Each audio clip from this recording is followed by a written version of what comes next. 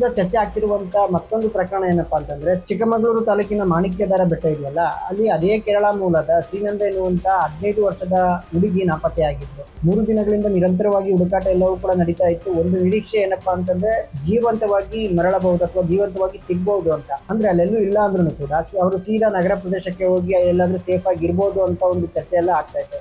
ಏನಾದ್ರೂ ಆಗ್ಲಿ ಜೀವಂತವಾಗಿ ಬಂದ್ರೆ ಸಾಕಪ್ಪ ಅಂತ ಪ್ರತಿಯೊಬ್ರು ಕೂಡ ಅನ್ಕೊಳ್ತಾ ಇದ್ದಾರೆ. ಆದ್ರೆ ಅದಾಗ್ಲಿಲ್ಲ. ಇದೀಗ ಶವವಾಗಿ ಪತ್ತೆಯಾಗಿದ್ದಾರೆ.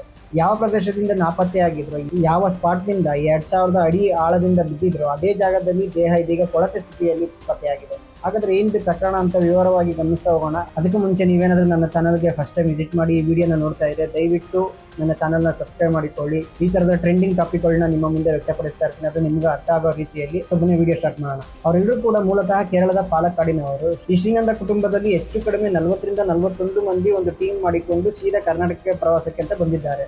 ಹಂಪಿ ಹೋಗಿದ್ದಾರೆ, ಚಿಕ್ಕಮಗಳೂರಿನ ಬೇರೆ ಬೇರೆ ಸ್ಥಾನಗಳಿಗೆ ಭೇಟಿ ಕೊಟ್ಟಿದ್ದಾರೆ. ಅದಾದ ಬಳಿಕ ಅವರು ಚಿಕ್ಕಮಗಳೂರು ತಾಲೂಕಿನ ಮಾಣಿಕ್ಯಧಾರ ಪ್ರದೇಶಕ್ಕೆ ಬಂದಿದ್ದಾರೆ.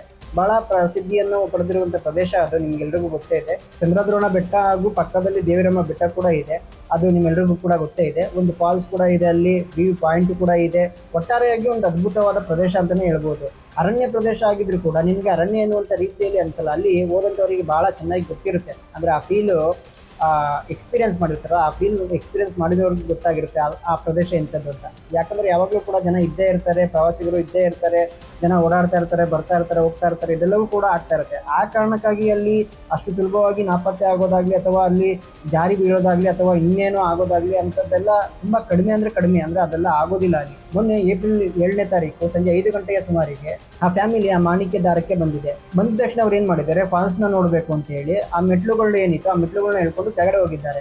ಆ ಸಂದರ್ಭದಲ್ಲಿ ಶ್ರೀನಂದ ಎನ್ನುವಂತ ಈ ಬಾಲಕಿಯು ಕೂಡ ಆ ಕುಟುಂಬದ ಜೊತೆಗೆ ಇದ್ದು. ಓಕೆನಾ, ಆ ಹುಡುಗಿ SLC ಎಕ್ಸಾಮ್ ಪರೀಕ್ಷೆ ಬರೆದು ಬಂದಿತ್ತಂತೆ. ರಿಸಲ್ಟ್ಗೋಸ್ಕರ ವೇಟ್ ಮಾಡ್ತಿದ್ದಂತ ಹುಡುಗಿ ಅದು. ಕುಟುಂಬ ಜೊತೆಗೆ ಆರಾಮಾಗಿ ಓಡಾಡ್ಕೊಂಡಿದ್ದಾಳೆ. ಬೇರೆ ಬೇರೆ ಕಡೆಗಳಲ್ಲಿ ಆಕೆ ಪೋಸ್ಟ್ ಕೊಟ್ಟಿದ್ದಾಳೆ, ಫೋಟೋವನ್ನು ಕೂಡ ತೆಗೆದುಕೊಂಡಿದ್ದಾಳೆ. ಆ ಫೋಟೋಸ್ಗಳು ಕೂಡ ಈಗ ವೈರಲ್ ಆಗ್ತಾ ಇದೆ. ಆದ್ರೆ ಅಲ್ಲಿ ಸ್ವಲ್ಪ ಡೇಂಜರಸ್ ಇರುವಂತ ಪ್ರದೇಶಗಳು ಇದ್ದಾವೆ. ಅಲ್ಲೂ ಕೂಡ ಆಕೆ ಫೋಟೋಸ್ಗಳನ್ನ ತೆಗೆಸ್ಕೊಂಡಿದ್ದಾಳೆ. ಎಲ್ಲಾ ಸಂದರ್ಭದಲ್ಲೂ ಕೂಡ ತುಂಬಾ ಲವಲವಿಕೆಯಿಂದ ಓಡಾಡ್ಕೊಂಡು ಫೋಟೋ ತೆಗೆಸ್ಕೊಂಡಿದ್ದಾಳೆ. ಆಕೆಯ ಕಸಿನ್ ಅಥವಾ ಸ್ನೇಹಿತೆಯ ಗೊತ್ತಿಲ್ಲ ಯಾರು ಅಂತ. ಅದು ಆ ಒಂದು ಸೆಲ್ಫಿ ವಿಡಿಯೋದಲ್ಲಿ ಆ ಹುಡುಗಿ ಕಾಣಿಸ್ಕೊಂಡಿದ್ದಾಳೆ. ಅಂದ್ರೆ ಆ ಒಂದು ಸೆಲ್ಫಿ ವಿಡಿಯೋವನ್ನ ತೆಗೆದುಕೊಂಡಿದ್ದಾರೆ. ಆ ಸೆಲ್ಫಿ ವಿಡಿಯೋದಲ್ಲಿ ಈಕೆ ಸ್ವಲ್ಪ ಕಾಣಿಸ್ಕೊಂಡಿದ್ದಾಳೆ. ಅದಾದ ಬಳಿಕ ವಿಡಿಯೋಯಿಂದ ಆಕೆ ಹೊರಗೆ ಹೋಗ್ತಾಳೆ. ಅದೇ ವಿಡಿಯೋದಲ್ಲಿ ಆಕೆ ಕೊನೆಯದಾಗಿ ಕಾಣಿಸ್ಕೊಂಡಿತ್ತು. ಮೊದಲು ಫ್ಯಾಮಿಲಿಗೂ ಮತ್ತು ಯಾರಿಗೂ ಗಮನ ಕೂಡ ಬಂದಿಲ್ಲ. ಅಂತಂದ್ರೆ ಎಲ್ಲರೂ ಫಾಲ್ಸ್ ನೋಡೋದ್ರಲ್ಲಿ, ಆ ವ್ಯೂನ ನೋಡೋದ್ರಲ್ಲಿ, ಆ ಫೀಲ್ ನ, ಆ ವ್ಯೂ ಏನಿತ್ತು ಅದನ್ನ ಎಂಜಾಯ್ ಮಾಡೋದ್ರಲ್ಲಿ ಎಲ್ಲರೂ ಬಿಸಿ ಆಗಿದ್ದಾರೆ. ಜೊತೆಗೆ ತುಂಬಾ ಜನ ಇದ್ರಲ್ಲ, ಅಂದ್ರೆ 40 ರಿಂದ 41 ಜನ ಇದ್ರಲ್ಲ. ಹೀಗಾಗಿ ಪ್ರತಿಯೊಬ್ಬರನ್ನು ಗಮನಿಸೋದಕ್ಕೆ ಅದು ಯಾರಿಗೂ ಕೂಡ ಸಾಧ್ಯ ಆಗೋದಿಲ್ಲ ಕಾಮನ್ ಆಗಿ. ಸೊ ಆರಾಮಾಗಿ ಎಲ್ಲರೂ ಕೂಡ ಓಡಾಡ್ಕೊಂಡಿದ್ದಾರೆ. ಸೊ ಹೆಚ್ಚು ಕಡಿಮೆ ಆ ಪ್ರದೇಶಕ್ಕೆ, ಅಂದ್ರೆ ಆ ಜಾಗಕ್ಕೆ ಅವ್ರು ಹೋದ್ರು ಅಂತಂದ್ರೆ ಕೆಳಗಡೆ ಹೋಗಿ ಮೇಲ್ಗಡೆ ಅವರು ಆ ಗಾಡಿಗಳ ಜಾಗಕ್ಕೆ ಬರೋದಕ್ಕೆ ಹೆಚ್ಚು ಕಮ್ಮಿ ಏನಿಲ್ಲ ಅಂತಂದ್ರೆ ಒಂದು 8 ರಿಂದ 10 ನಿಮಿಷ ಟೈಮ್ ತಗೋಬಹುದು. ಅಂದ್ರೆ ಕೆಳಗಡೆ ಹೋಗಿ ಮತ್ತೆ ಮೇಲ್ಗಡೆ ಬರೋದಕ್ಕೆ ಜಾಸ್ತಿ ಟೈಮ್ ಆಗಿಲ್ಲ ಅಂತ ನಾವು ಫ್ಯಾಮಿಲಿ ಕೂಡ ಹೇಳ್ತಾ ಇದೆ. ಅಂದ್ರೆ ಆ 8 ರಿಂದ 10 ನಿಮಿಷ ಏನಿದೆ ಅಷ್ಟೇ, ನಾವು ಆ ಟೈಮ್ ಒಳಗಡೆ ಅವಳು ಮಿಸ್ ಆಗಿದ್ದಾಳೆ ಅಂತ. ಅಂದ್ರೆ ಅವರಿಗೆ ಈ ಹುಡುಗಿ ಮಿಸ್ ಆಗಿದ್ದಾಳೆ ಅಂತ ಗೊತ್ತಾಗಿದ್ದು ಆಫ್ಟರ್ 8 or 10 ಮಿನಿಟ್ಸ್ ಆದ್ಮೇಲೆ. ಅಂದ್ರೆ ಅದಕ್ಕೂ ಮುಂಚೆ ಅವ್ರಿಗೆ ಏನು ಗಮನ ಹರ್ಸಕ್ ಆಗಿಲ್ಲ. ಅಂದ್ರೆ ಆ ಬಿಸಿ ಏನಿದ್ರು, ಅಂದ್ರೆ ಆ ವ್ಯೂ ಪಾಯಿಂಟ್ ಏನ್ ಎಂಜಾಯ್ ಮಾಡಿದ್ರು ಅದ್ರಲ್ಲಿ ಎಲ್ಲ ಬಿಸಿ ಆಗಿದ್ರು. ಸೊ ಆ ಬಿಸಿ ಯಾರು ಅಬ್ಸರ್ವ್ ಮಾಡಿಲ್ಲ. ಒಂದು 8-10 ನಿಮಿಷ ಆದ್ಮೇಲೆ ಯಾವಾಗ ಅವ್ರಿಗೆ ಕಾಣಿಸಿಲ್ಲ, ಅದಾದ್ಮೇಲೆ ಅವ್ರಿಗೆ ಗೊತ್ತಾಗಿದೆ ಈ ಹುಡುಗಿ ಮಿಸ್ ಆಗಿದ್ದಾಳೆ ಅಂತ. ಅಂದ್ರೆ ಒಂದು 8-10 ನಿಮಿಷ ಕಾಣಿಸ್ಕೊಂಡಿಲ್ಲ ಅಂತಂದ್ರೆ ಯೂಶಲಿ ಯಾರು ತಲೆ ಕೆಡಿಸ್ಕೊಳ್ಳಲ್ಲ. ಯಾಕಂತಂದ್ರೆ ಇಲ್ಲೇ ಎಲ್ಲಾದ್ರೂ ಹೋಗಿರ್ತಾರೆ, ಇಲ್ಲಾಂದ್ರೆ ಇಲ್ಲೇ ಎಲ್ಲಾದ್ರೂ ಇರ್ತಾಳೆ, ಬರ್ತಾಳೆ, ಇಲ್ಲ ಸಿಗ್ತಾಳೆ ಅನ್ನುವಂತ ಒಂದು ಮನೋಭಾವದಲ್ಲಿ ಎಲ್ಲರೂ ಕೂಡ ಇರ್ತಾರೆ. ಅದಾದ್ಮೇಲೆ ಯಾವಾಗ ಅವರು ತುಂಬಾ ಸಮಯ ಕಾಣಿಸ್ಕೊಂಡಿಲ್ಲ ಅವಾಗ ಏನ್ ಮಾಡ್ತಾರೆ, ಹುಡ್ಕೋದಕ್ಕೆ, ಅಂದ್ರೆ ಎಲ್ಲಾ ಕಡೆ ಹುಡ್ಕೋದಕ್ಕೆ ಸ್ಟಾರ್ಟ್ ಮಾಡ್ತಾರೆ. ಜೋರಾಗಿ ಕಿರ್ಚಾಡಿದ್ದಾರೆ, ಕೂಗಾಡಿದ್ದಾರೆ, ಅಲ್ಲೋಗಿರ್ಬೋದಾ ಇಲ್ಲೋಗಿರ್ಬೋದಾ ಅಂತ ಎಲ್ಲಾ ಕಡೆ ನೋಡಿದ್ದಾರೆ. ಎಲ್ಲಿ ನೋಡಿದ್ರು ಕೂಡ ಹುಡುಗಿ ಸಿಕ್ಲಿಲ್ಲ. ಎಲ್ರಿಗೂ ಒಂದ್ ರೀತಿಯಲ್ಲಿ ಆಶ್ಚರ್ಯ. ಸ್ವಲ್ಪ ಹೊತ್ತಿನ ಮುಂಚೆ ನಮ್ ಜೊತೆಗೆ ಲವಲಕ್ಕಿ ಇದ್ದಂತ ಹುಡುಗಿ, ಅಂದ್ರೆ ಆ ಹುಡುಗಿ ಇಮಿಡಿಯೇಟ್ ಆಗಿ ಅದು ಒಂದು 10 ನಿಮಿಷದ ಒಳಗಡೆ ಮಾಯ ಆಗ್ತಾಳೆ ಅಂತಂದ್ರೆ ಎಲ್ಲರಿಗೂ ಒಂಥರ ಆಶ್ಚರ್ಯ. ಎಲ್ಲಾ ಕಡೆ ಹುಡುಕಾಡಿದ್ಮೇಲೂ ಕೂಡ ಅವ್ರಿಗೆ ಎಲ್ಲೂ ಸಿಕ್ಲಿಲ್ಲ. ಅದಾದ್ಮೇಲೆ ಅವರು ಕೂಡ ತಲೆ ಕೆಡಿಸ್ಕೊಂಡಿದ್ದಾರೆ. ಎಲ್ಲಾ ಕಡೆಗಳಲ್ಲೂ ಹುಡುಕಿದ ಮೇಲೂ ಈ ತರ ಸಿಕ್ಲಿಲ್ಲ ಅಂತ ಹೇಳಿ ಯಾವಾಗ ಅವರಿಗೆ ಆ ಹುಡುಗಿ ಸಿಗ್ಲಿಲ್ವೋ ಸರಿಯಾಗಿ ಒಂದು 8 ಗಂಟೆ ಸಮಯ ಅನ್ಸುತ್ತೆ, ಆ ಸ್ಥಳೀಯ ಪೊಲೀಸ್ ಸ್ಟೇಷನ್ಗೆ ಹೋಗಿ ದೂರನ್ನು ಕೊಟ್ಟಿದ್ದಾರೆ. ಪೊಲೀಸರು ತಕ್ಷಣವೇ ಆಕ್ಟಿವ್ ಆಗಿದ್ದಾರೆ. ತಕ್ಷಣವೇ ಅರಣ್ಯ ಸಿಬ್ಬಂದಿಯಿಂದ ಹಿಡಿದು ಬೇರೆ ಬೇರೆ ರಕ್ಷಣಾ ತಂಡಗಳಿಂದ ಹಿಡಿದು ಎಲ್ಲರೂ ಕೂಡ ಅಲ್ಲಿಗೆ ಬಂದಿದ್ದಾರೆ. ಇಮಿಡಿಯೇಟ್ ಆಗಿ ಅಲ್ಲಿ ಹುಡುಕಾಟ ಎಲ್ಲವೂ ಕೂಡ ಆರಂಭವಾಗಿದೆ. ಆರಂಭಿಕ ಹಂತದಲ್ಲಿ ಯಾವುದೇ ಒಂದು ಸುಳಿವು ಕೂಡ ಪತ್ತೆಯಾಗಿಲ್ಲ. ಅದಾದ ಬಳಿಕ ರಾಜ್ಯ ಸರ್ಕಾರ ಇದನ್ನ ಸೀರಿಯಸ್ ಆಗಿ ತೆಗೆದುಕೊಳ್ಳುತ್ತೆ. ನಮ್ಮ ಅರಣ್ಯ ಸಚಿವರು ಕೂಡ ಗಂಭೀರವಾಗಿ ತೆಗೆದುಕೊಳ್ತಾರೆ. ಇನ್ನೊಂದು ಕಡೆಯಿಂದ ಕೇರಳ ಸರ್ಕಾರವು ಕೂಡ ಈ ವಿಚಾರಕ್ಕೆ ಸಂಬಂಧಪಟ್ಟ ಹಾಗೆ ಒಂದಷ್ಟು ಒತ್ತಡವನ್ನು ಹೇರೋದಕ್ಕೆ ಶುರು ಮಾಡಿಕೊಳ್ಳುತ್ತೆ. ಅದಾದ ನಂತರ ಹುಡುಕಾಟ ಎಲ್ಲವೂ ಕೂಡ ಆರಂಭವಾಗುತ್ತೆ. ಅದಾದ್ಮೇಲೆ ಬೇರೆ ಬೇರೆ ಆಯಾಮಗಳಲ್ಲೂ ಕೂಡ ಚರ್ಚೆ ಆಗ್ತಾ ಇತ್ತು. ಒಂದೇನಪ್ಪಾ ಅಂತಂದ್ರೆ, ಈ ಶ್ರೀನಂದ ಎನ್ನುವಂತ ಬಾಲಕಿಯ ತಾಯಿ ನನ್ನ ಮಗಳಿಗೆ ಯಾರೋ ಮಾದಕ ದ್ರವ್ಯವನ್ನು ಕೊಟ್ಟು ಕಿಡ್ನಾಪ್ ಮಾಡಿರಬಹುದು ಅಂತ ಅವರು ಆರೋಪವನ್ನು ವ್ಯಕ್ತಪಡಿಸಿದ್ರು. ಇನ್ನೊಂದು ಆಯಾಮ ಏನಂತಂದ್ರೆ ಆಕೆ ಇಲ್ಲಿಂದ ಬೇರೆ ಕಡೆಗೆ ಎಲ್ಲಾದ್ರೂ ಹೋಗಿರ್ಬೋದು ಎನ್ನುವ ರೀತಿಯಲ್ಲಿತ್ತು. ಅಂದ್ರೆ ಈ ಗುಂಪಿನಿಂದ ಮಿಸ್ ಆಗಿ ಆಕೆ ಬೇರೆ ಯಾವ್ದಾದ್ರು ಒಂದು ಗುಂಪಿನ ಜೊತೆಗೆ ಸೇರ್ಕೊಂಡಿರ್ಬೋದು ಅಥವಾ ಹೋಗಿರ್ಬೋದು. ಅದಾದ ಬಳಿಕ ಯಾರಾದ್ರೂ ಸಿಕ್ಕಿರಬಹುದು, ಅವರ ಆಶ್ರಯವನ್ನು ಪಡ್ಕೊಂಡಿರ್ಬೋದು ಅಂತ ಚರ್ಚೆ ಆಗ್ತಾ ಇತ್ತು.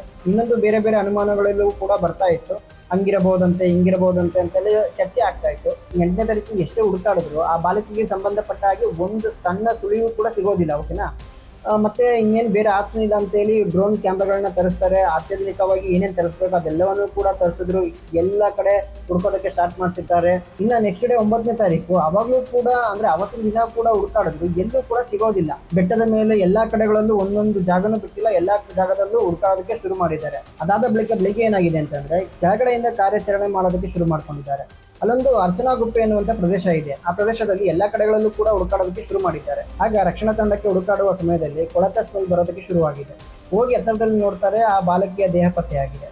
ಯಾವ ಡ್ರೆಸ್ ನಲ್ಲಿ ಆಕೆ ಇದ್ಲು ಅದೇ ಡ್ರೆಸ್ ನಲ್ಲಿ ಆಕೆಯ ದೇಹ ಪತ್ತೆಯಾಗಿದೆ. ಕೊಳತ ಸ್ಥಿತಿಯಲ್ಲಿ ಪತ್ತೆಯಾಗಿದೆ ಅಂತಂದ್ರೆ ರಕ್ಷಣಾ ತಂಡದ ಲೆಕ್ಕಾಚಾರ ಪ್ರಕಾರವಾಗಿ ಯಾವತ್ತು ನಾಪತ್ತೆ ಆಗಿದ್ದಾಳೋ ಅವತ್ತೇ ಆಕೆ ಸಾವನ್ನಪ್ಪಿದ್ದಾಳೆ ಎನ್ನುವಂತ ಸಾಧ್ಯತೆ ಇದೆ ಅಂತ ಈ ಕ್ಷಣಕ್ಕೆ ಹೇಳಲಾಗ್ತಿದೆ. ಆ ಅರಿಶಿನ ಗುಪ್ಪೆ ಎನ್ನುವಂತ ಪ್ರದೇಶದಿಂದ ಹೆಚ್ಚು ಕಡಿಮೆ 5 ಕಿಲೋಮೀಟರ್ ದೂರದಲ್ಲಿ ಆಕೆಯ ದೇಹ ಪತ್ತೆಯಾಗಿದೆ. ಹಾಗಾದ್ರೆ ಏನಾಗಿರ್ಬೋದು ಅನ್ನುವಂಥದ್ದು ಯಾರಿಗೂ ಕೂಡ ಕ್ಲಾರಿಟಿ ಇಲ್ಲ. ಒಂದು ಆಕೆ ಕಾಲ್ಜಾರಿ ಬಿದ್ದಿರಬಹುದು, ಯಾಕಂದ್ರೆ ಅಲ್ಲಿ ಯಾವ್ಯಾವ ಒಂದು ವ್ಯೂ ಪಾಯಿಂಟ್ ಇದೆ ಆ ಎಲ್ಲಾ ಕಡೆಗಳಲ್ಲೂ ಕಬ್ಬಿಣದ ಒಂದು ಗ್ರಿಲ್ ಇದೆ. ಆ ಸುರಕ್ಷತೆ ಏನೇನ್ ಬೇಕೋ ಅದೆಲ್ಲ ಕೂಡ ಇದೆ. ತುಂಬಾ ಸುರಕ್ಷಿತವಾದಂತ ಪ್ರದೇಶ ಅದು. ಜನ ಎಲ್ಲ ಓಡಾಡ್ತಿರ್ತಾರೆ, ಜೊತೆಗೆ ಕಬ್ಬಿಣದ ಗ್ರಿಲ್ ಕೂಡ ಹಾಕಿದ್ದಾರೆ.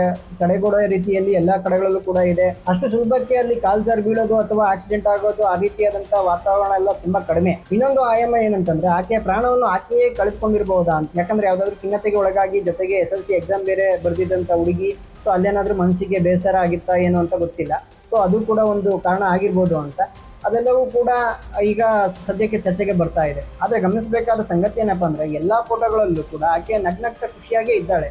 ಹೀಗಾಗಿ ಅಲ್ಲಿ ಏನಾಗಿರ್ಬೋದು ಅಂತ ಯಾರಿಗೂ ಕೂಡ ಊಹೆ ಮಾಡ್ಕೊಳ್ಳೋಕ್ಕೂ ಆಗ್ತಾ ಇಲ್ಲ. ಆ ತರದ ಒಂದು ಸ್ಥಿತಿ ಕ್ರಿಯೇಟ್ ಆಗಿದೆ. ಆದ್ರೆ ಅವ್ರ ತಾಯಿ ಹೇಳ್ತಾ ಇದ್ರು ಕಿಡ್ನಾಪ್ ಏನಾದ್ರು ಮಾಡಿರ್ಬೋದಾ, ಕಿಡ್ನಾಪ್ ಆಗಿರೋ ಸಾಧ್ಯತೆ ಇದೆ ಅಂತ. ಅಂದ್ರೆ ಅಷ್ಟು ಜನ ಇದ್ರು, ಇವ್ರ ಫ್ಯಾಮಿಲಿ ಕೂಡ ಇದ್ರು, ಎಲ್ಲರೂ ಓಡಾಡ್ತಿರ್ತಾರೆ. ಆ ಸಂದರ್ಭದಲ್ಲಿ ಯಾರೋ ಬಂದು ಎತ್ಕೊಂಡು ಹೋಗಿ ಅಥವಾ ಕಿಡ್ನಾಪ್ ಮಾಡ್ಕೊಂಡು ಹೋಗ್ತಾರೆ ಅಂತಂದ್ರೆ ಅಷ್ಟು ಈಸಿಯಾದ ಮಾತಲ್ಲ ಅದು ಕಿಡ್ನಾಪ್ ಮಾಡೋದು ಅಂತಂದ್ರೆ. ಅಂದ್ರೆ ಆ ಜಾಗದಲ್ಲಿ ಅಂದ್ರೆ ಪರ್ಟಿಕ್ಯುಲರ್ ಆ ಜಾಗದಲ್ಲಿ ಅಂದ್ರೆ ಜನ ಓಡಾಡೋ ಜಾಗದಲ್ಲಿ ಈಸಿಯಾಗಿ ಬಂದು ಕಿಡ್ನಾಪ್ ಮಾಡೋಕೆ ಚಾನ್ಸ್ ಇಲ್ಲ. ಹೀಗಾಗಿ ಈ ಸಮಯದಲ್ಲಿ ನಾವು ಹೀಗಾಗಿರ್ಬೋದು ಹಾಗಾಗಿರ್ಬೋದು ಅಂತ ಹೇಳೋದಕ್ಕೆ ಸಾಧ್ಯ ಆಗೋದಿಲ್ಲ. ಸದ್ಯ ದೇಹವನ್ನು ತೆಗೆದುಕೊಂಡು ಬರಲಾಗ್ತಾ ಇದೆ. ಪೋಸ್ಟ್ ಮಾರ್ಟಮ್ ಅನ್ನು ಕೂಡ ಮಾಡಲಾಗ್ತಾ ಇದೆ. ಪೋಸ್ಟ್ ಮಾರ್ಟಮ್ ರಿಪೋರ್ಟ್ ಅಲ್ಲಿ ನಮಗೆ ಕ್ಲಾರಿಟಿ ಸಿಗ್ಬೋದು ಏನಾಗಿರ್ಬೋದು ಅಂತ. ಒಟ್ಟಾರೆಯಾಗಿ ಆಕೆ ಬದುಕಿ ಬರಲಿ ಅಂತ ಎಲ್ಲರೂ ಕೂಡ ಅಂದ್ಕೊಳ್ತಾ ಇದ್ರು. ಆದ್ರೆ ಕೊನೆಯದಾಗಿ ಆಕೆ ಬದುಕಿಲ್ಲ ಅನ್ನೋದೇ ಬಹಳ ಬೇಜಾರಿನ ಸಂಗತಿ ಅಂತಾನೆ ಹೇಳ್ಬೋದು. ಬಟ್ ನಾನು ಇಲ್ಲಿ ಒಂದನ್ನು ರಿಕ್ವೆಸ್ಟ್ ಮಾಡ್ತೀನಿ, ಟ್ರೆಕ್ಕಿಂಗ್ ಹೋದಂತ ಸಂದರ್ಭದಲ್ಲಿ ದಯವಿಟ್ಟು ಕೇರ್ಫುಲ್ ಆಗಿರಿ, ಎಚ್ಚರಿಕೆಯಿಂದ ಇರಿ. ಇಲ್ಲ ಅಂತಂದ್ರೆ ಇಂತಹ ದುರಂತಗಳೆಲ್ಲವೂ ಕೂಡ ಆಗ್ಬಿಡುತ್ತೆ. ಅಂದ್ರೆ ನಮ್ಮ ಕೈಯಲ್ಲಿ ಏನು ಇರೋದಿಲ್ಲ, ಫ್ರಾಕ್ಷನ್ ಆಫ್ ಸೆಕೆಂಡ್ ಅಲ್ಲಿ ಏನ್ ಬೇಕಾದ್ರೂ ಆಗೋಗ್ಬೋದು. ಸೊ ದಯವಿಟ್ಟು ಕೇರ್ಫುಲ್ ಆಗಿರಿ. ನೋಡೋಣ ಈ ಪ್ರಕರಣಕ್ಕೆ ಸಂಬಂಧಪಟ್ಟ ಹಾಗೆ ಮುಂದೆ ಯಾವ್ಯಾವ ತಿರುವು ಪಡೆದುಕೊಳ್ಳುತ್ತೆ ಅಥವಾ ಯಾವ್ಯಾವ ರೀಸನ್ಗಳು ಬರುತ್ತೆ, ಏನೇ ಅಭ್ಯಾಸ ಇರ್ತೀರೋ ಅದನ್ನು ನಿಮ್ಮ ಮುಂದೆ ವ್ಯಕ್ತಪಡಿಸ್ತೀನಿ. ಸೊ ಈ ವಿಡಿಯೋ ಏನಾದರೂ ನಿಮ್ಗೆ ಇಷ್ಟ ಆಗಿದೆ ದಯವಿಟ್ಟು ನಿಮ್ಗೆ ಏನು ಅನ್ಸುತ್ತೆ ಅದನ್ನ ಕಮೆಂಟ್ ಮಾಡಿ. ಹಾಗೆ ಸಬ್ಸ್ಕ್ರೈಬ್ ಮಾಡೋದನ್ನ ಮರಿಬೇಡ್ರಿ. ಇದೇ ತರದ ಇನ್ನಷ್ಟು ಮಾಹಿತಿಗಳೊಂದಿಗೆ ನಿಮ್ಮ ಮುಂದೆ ಬರ್ತಾ ಇರ್ತೀನಿ. ಅಲ್ಲಿವರೆಗೂ ಗುಡ್ ಬೈ.